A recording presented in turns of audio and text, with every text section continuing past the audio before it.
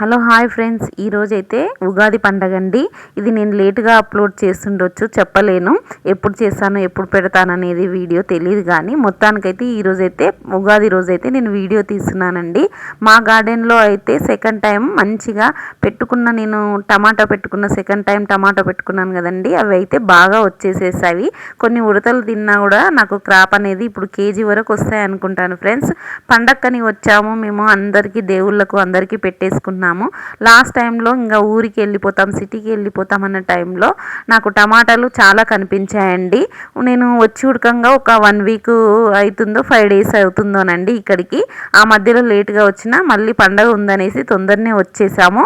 మేము మాకు కులదైవంగా ఉన్న దేవుళ్ళకి అందరికీ పెట్టేసుకొని అన్ని పనులు చేసేసుకొని మళ్ళీ నాది ఏదైతే బిజినెస్ ఉందో దాన్ని చూసుకోవాలన్న ఉద్దేశంతో తొందరగా అయితే హార్వెస్ట్ అనేది చేసుకున్నానండి. ఇక్కడ చూస్తున్నారు కదా చెమ్మ అండి. ఈ చెమ్మ ఒక 4-5 మొక్కలు పెట్టుకున్నాను. నా గార్డెన్లో పండిన విత్తనాలే పెట్టుకున్న తర్వాత ఇలా క్రాప్ వచ్చేసిందండి. మళ్ళీ నాకు నెక్స్ట్ ఇయర్ కోసం కూడా కొద్దిగా అయితే విత్తనాలు అయితే ఉంచుకున్నానండి. చూడండి, టమాటాలు అయితే కేజీల కొద్దీ వచ్చేస్తున్నవి. అవి చెర్రీ టమాటో అయితే చాలా బాగా స్వీట్గా ఉన్నాయండి. తింటే వండితే మాత్రం పుల్లగా మంచిగా రసం అనేది చాలా బాగా అవుతుంది. నాకు మంచిగా అనిపించాయి కాబట్టి మళ్ళీ టమాటాలు అయితే హార్వెస్ట్ చేసుకుంటున్నాను ఫ్రెండ్స్. అక్కడక్కడ కొంచెము సెకండ్ టైం క్రాప్ వేసిన టమాటాలు వచ్చాయి కదా, వాటిని కూడా తీసేస్తున్నానండి.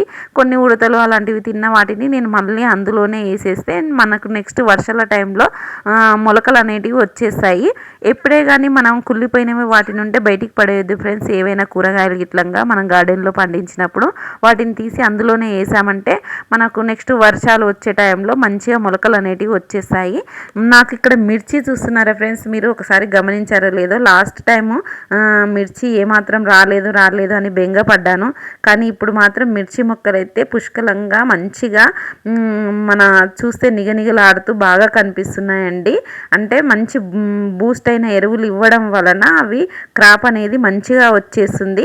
అలాగే టమాటాలు కూడా అండి, ఇక్కడ నేను ఎల్లో కలర్ టమాటోస్ అనేటివి ఇక్కడ పెట్టుకున్నానండి. ఈ చెట్టు అయితే ప్రతిసారి ఒక మొక్క పోయినా మళ్ళీ ఇంకొక మొక్క క్రాప్ అనేది వచ్చేస్తూనే ఉంది.